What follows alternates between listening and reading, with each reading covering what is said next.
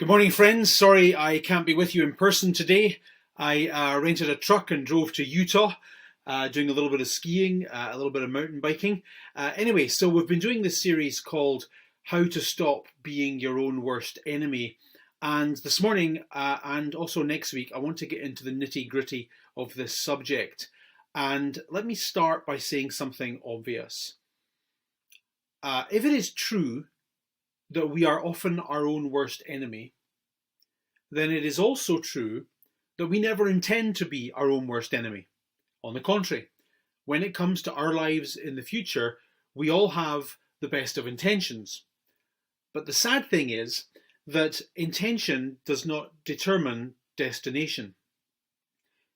If it did, if intention determined destination, we'd all end up in a really great spot, but we don't, because destination is determined by direction. So for example, when you're listening to this morning, I'll be in Salt Lake City. And the reason I was able to get to Salt Lake City, this is a really crass example, but it works. I was able to get to Salt Lake City because I looked at a map and I determined that if I drove down to Sarnia and then drove down to Chicago and then drove across the Midwest to Denver and then drove through the Rockies, I'd end up in Salt Lake City. It's not rocket science. Whatever road you're on determines where you end up. Deep, right? Whatever road you are on, you'll end up where that road takes you. You don't end up where you intended to go or where you wanted to go or where you hoped to go. The road determines your destination. Now, this morning and next Sunday, what we're going to say is that as obvious as that is in the world of geography, when it comes to the big issues of life, like relationships, like finance, like health, and so on, there's this disconnect. In those big areas of our lives, we behave as though having good intentions is good enough, and it just isn't. Okay, Bible. In the book of Proverbs in the Old Testament, the writer introduces us to an older man. And this old man who's been around the block a few times, who presumably is wise, who's made his fair share of mistakes, in this morning's story, he's standing at the window of his house and he's looking out on the street and he sees this young guy walking down the road. And the young guy thinks he's just walking, but he doesn't realize that he's actually walking towards a predetermined destination. Let's get into this. The man says, "At the window of my house I looked through the lattice. I saw among the simple, I noticed among the young men, a youth who lacked judgment." So you understand what's going on in that sentence, right? There's an old man, he's the narrator, and like I said, he's been around the block a few times, and consequently he knows what life is all about. And he's looking down onto the street, and he sees a younger man in his late teens, early 20s, who does not know what life is all about. When the writer says that the young man is simple, what he means is that he just never thinks. He just never thinks. He never pays attention to what today's choices will look like in his life tomorrow. Never pays attention to, if I do these things today, it might have these results next week. He never thinks that way. More information. We're then told that the young man was going down the street near her corner, so there's a woman involved, walking along in the direction of her house at twilight as the day was fading, as the dark of night set in. Are you with me? This story takes place as nighttime comes. It's dark. And what happens in the dark? What happens at the end of the day? Well, you've used up all your self-discipline and you're weak. That's why at 10 p.m. on a Friday night, you're more likely to make bad choices than you are at 10 a.m. on a Monday morning. Anyway, so he's walking down the street near her corner, and you don't have to be a Bible scholar to figure out where this story is going. And at this particular point, the intentions that the young man has with regard to his future don't matter. They're completely irrelevant.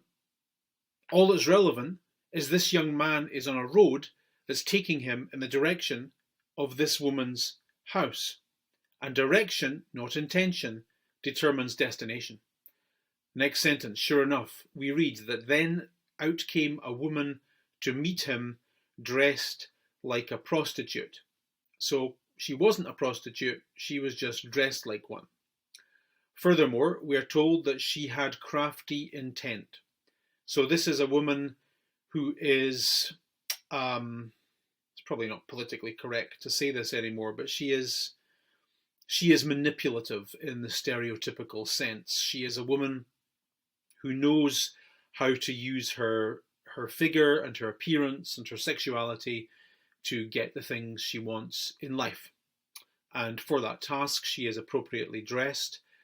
Then we're told that she took hold of the young man and she kissed him, not the sort of kiss that one would expect from one's mother, I might add, but the writer says she kissed him, notice, with a brazen face. Brazen, very old word now, I suppose. What that word means in this context is, I've got good news for you, young man. I'm not going to make you interpret female signals. I'm not going to flirt with you.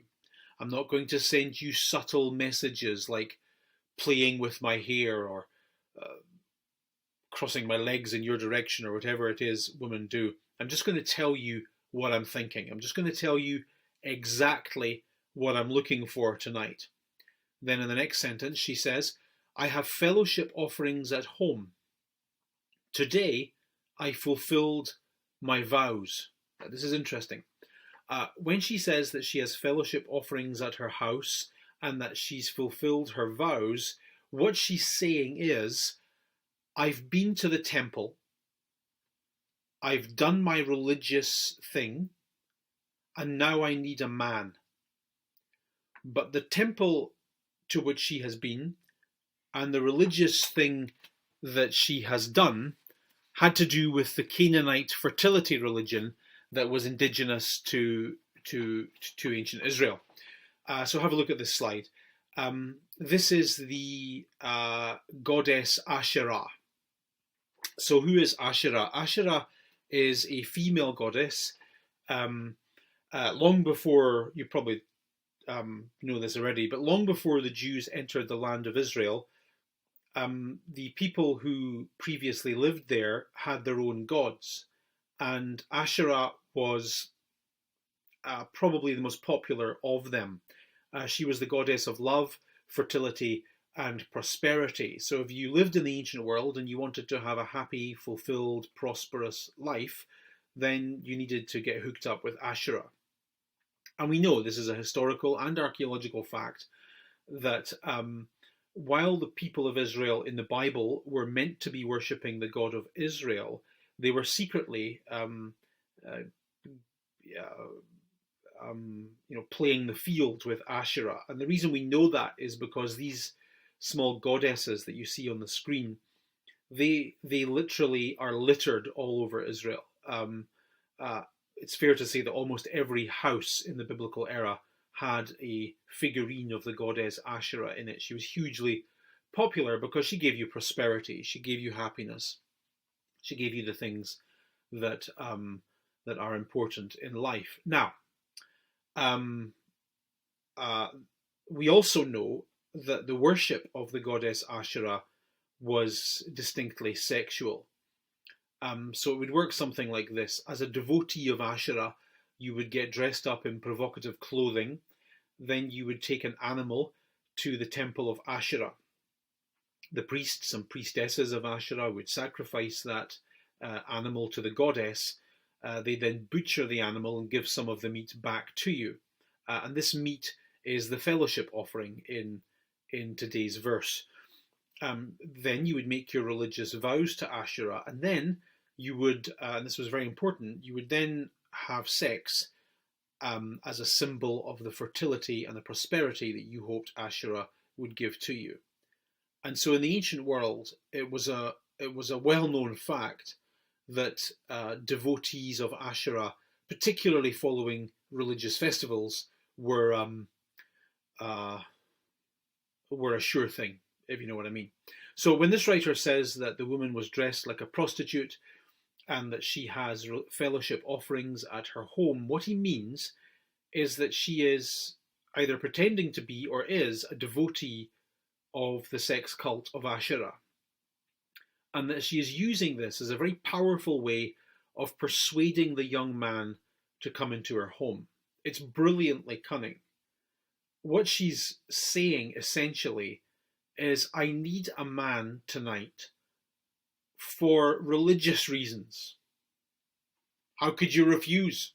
It's not even dirty. She needs someone for religious reasons. And notice also that she appeals to his ego. Notice carefully what the text says. She says, I came out to meet you. I looked for you, and I have found you. In one short sentence, she uses the word you 3 times. She's good. She's asking the young man to believe that he and he alone is the man of her dreams, that when she came fresh from the temple of Asherah with love on her mind, she envisaged a man exactly like him. And at this point, the young man is probably thinking, this is the best night of my life. This is a totally unique situation. This is tailor-made just for me. Can't wait to tell my friends what happened to me tonight. And then also notice that having appealed directly to his ego, she then appeals to his appetites. Very clever. She gives a sensual vision of what the night ahead will look like. We buy with our emotions long before we justify them with logic. So this is good. She says, I have covered my bed. Excuse me. A bed. To you and I, that is a meaningless detail. But in the ancient world, this was a jaw-dropping scenario.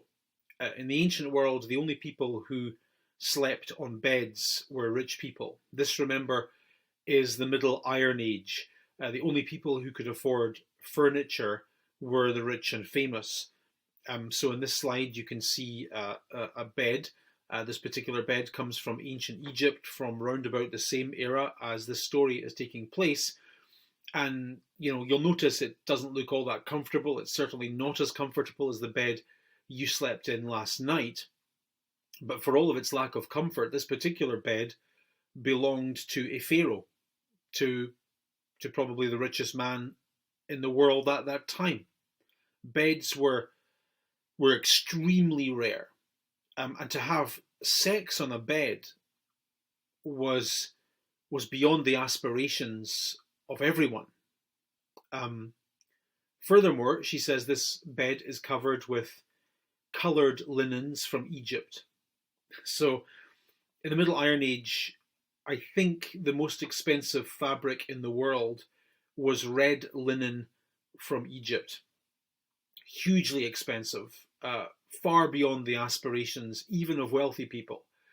Then she says, I have perfumed my bed with myrrh, aloes, and cinnamon. These spices were way, way beyond the means of anything this man was ever going to experience. Remember, this is the ancient world. People, I put this very delicately, there wasn't any deodorant in the ancient world, so people didn't smell all that fresh. Don't know what to tell you. So these spices that smelled a lot nicer than bodily odor were, most people would go their whole lives and never smell cinnamon. Cinnamon in the ancient world came from Sri Lanka.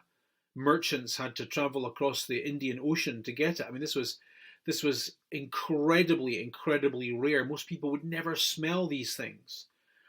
So the sensual vision that this woman is giving to the young, aimless man is essentially that of rich people sex. That's what she's saying. She's saying, I'm offering you a night of the kind of sex that only rich people ever have. The kind of sex that you see in movies, the kind of sex that, the Kardashians have, something like that. And with this sensual sales pitch, the hitherto aimless young man finds himself at a crossroads. He has a chance to experience the tastes and the smells and the pleasures of a rich, beautiful woman. And that's often the way life is, isn't it?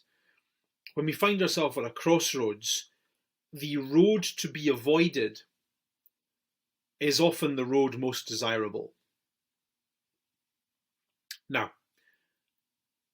then she says, getting right to it now, she says, "Come, let's drink deep of love till morning." So let me just lay it out for you. That's what she's saying here. I'm not looking for a quick fumble. I'm not looking for something fast. Then you go. I'm looking for all night long. So picture the scene, sweetheart. A bed, the kind you read about in newspapers, in celebrity gossip columns. An actual bed covered with linens and spices. The room is filled with the bouquet of the East, and you and I together all night long. And then she says something that is, I think, very persuasive. She says, "Let's enjoy ourselves with love." The word enjoyment, that's a clever word, isn't it? We all work hard. We all take care of our responsibilities, and every now and again we feel that we deserve to enjoy, to have happiness, to experience pleasure. And I like this because she's making it clear in this sentence that she's not looking for a boyfriend. She's not going to text him the next day. This is a purely and simply recreational event, like golf, only more fun. Then she says, just to make it clear, "My husband is not at home." Well, I was kind of assuming that. And, he's gone on a long journey. He took his purse filled with money and will not be home till full moon, till the end of the month. In other words, he's out of town on a business trip. There are no consequences here. No one's going to come home in the middle of the night and you're going to have to, jump out the upstairs window. You will not suffer. You will not get caught. This is going to be okay. And this is always the lie of sin, isn't it? In the story of the Bible, what does Satan say to Eve? He says, "You can do what God said you should not do, and you will not die. Nothing bad will happen to you. There will be no consequences." The lie of sin, I think, in its early stages, is that it always wants to separate deeds from consequences. That's the internal sales pitch that you struggle with every time you're tempted. There is a separation of sinful action from the consequences arising from that sinful action. Next sentence. The old man watching from the window. He summarizes what he has just seen. He says, "With persuasive words, she led him astray. She seduced him with smooth talk." Literally and metaphorically, he has been led down the wrong road. He doesn't see it that way, of course. For him, the road to her house is not a road that leads anywhere in particular. This is just a one-off event. Next sentence. "All at one he followed her." As he walks down the road, he's thinking, "I'm living my own dream here. This is, I can't wait to tell my pals tomorrow morning what happened to me tonight." In his mind, he's thinking he is on a road that leads to nowhere except unrestrained pleasure, and that is all. The road that leads to her house is a road that leads to a night of fun and nothing else. But the older, wiser man watching these events unfold, he knows that this road leads to an entirely different destination. He knows that the young man is not headed for pleasure alone. He is headed for pleasure followed by consequences. So whereas the young man is thinking, "This is great, I'm heading for an amazing night," the old man is thinking, "Like an ox going to the slaughter, like a deer stepping into a noose till an arrow pierces its liver, like a bird darting into a snare, little knowing it will cost him his life. You're kidding, right? At this point, the young man would say, "What? What? Calm down, dude. Ox to the slaughter. What are you talking about? This is a date. This is like a Tinder event. I swiped right, she swiped right, we met up, we had fun. That was all this was." And the old man says, "No, no, no, no, no. This is a road. This is a lifestyle now. You're focused on what you're doing. I'm focused on where you're heading. And there's a difference. You're thinking about what you're doing. I'm thinking about where you're heading." So that's the story. We're spared any more details. Then in verse 24, the old wise man applies the lesson. He turns to his sons at this point, and he says, "My sons, listen to me. Pay attention to what I say." And that's such a key phrase, isn't it? Pay attention. Wake up. Be aware that your life is headed somewhere, and be aware of where it's headed. Do not let your heart turn to her ways or stray into her paths. At this point, the young sons might turn to their father and say, "Well, how do you know? I mean, what's wrong with doing what he's doing? What's wrong with swiping right and hooking up and never seeing her again? What's the big deal?" Most people in our culture would say that. What's the big deal? The old man says, "Son, let me clue you in. I know exactly where this road heads. I know exactly what lies at the end of this path. You want to know why? You want to know how I know this leads to disaster? It's not rocket surgery. It's because this is not unique. You're not the first man in the world to be taken in by the lure of easy love and consequence-free sex. This is not new. People have travelled down that road before, hundreds and hundreds and hundreds of thousands of times. That path has been travelled so many times, I know exactly what's going to happen. And so I say with confidence, dude, you're an ox to the slaughter. One day you're going to wake up and you're going to wonder, how did I get into this mess? And the answer is very simple. You travelled on a road that took you exactly to where you are today. And I know you're a good guy. I know it wasn't your plan to mess up your life. I know it wasn't your dream to end up in this broken, damaged place. But that doesn't matter, because you chose a predetermined, you chose a road that had a predetermined destination.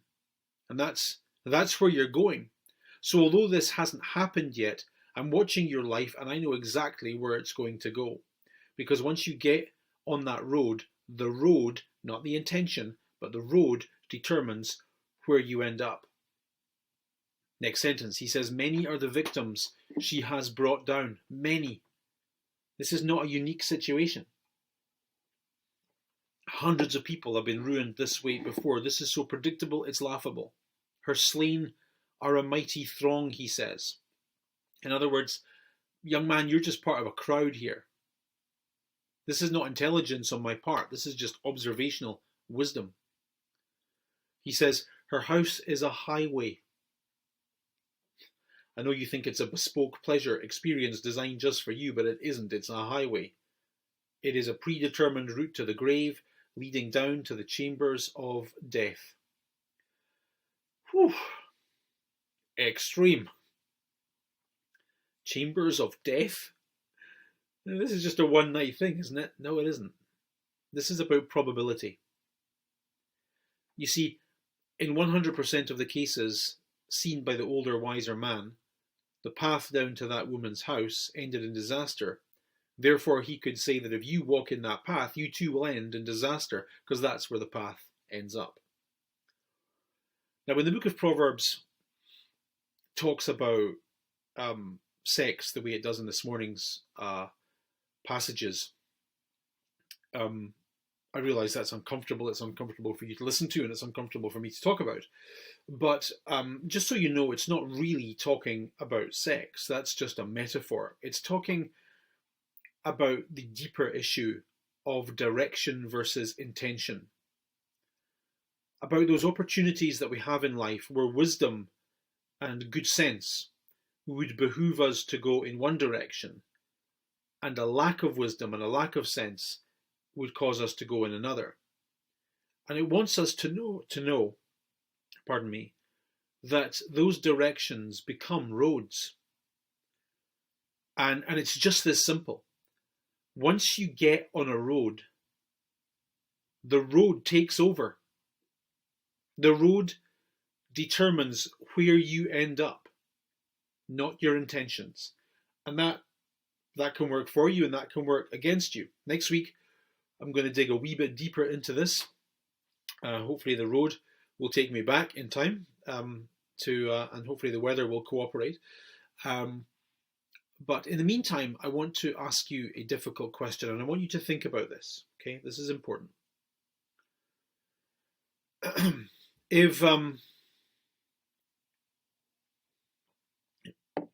goes. If you keep doing the things you're currently doing, what will that look like in your future? If you keep living the way you're living, what will that look like in your future? What is the destination of the road you're currently on? You think about that, I'll think about that, and we'll talk more next Sunday. Thank you for listening. Thank you for coming. God bless you. Have a great week.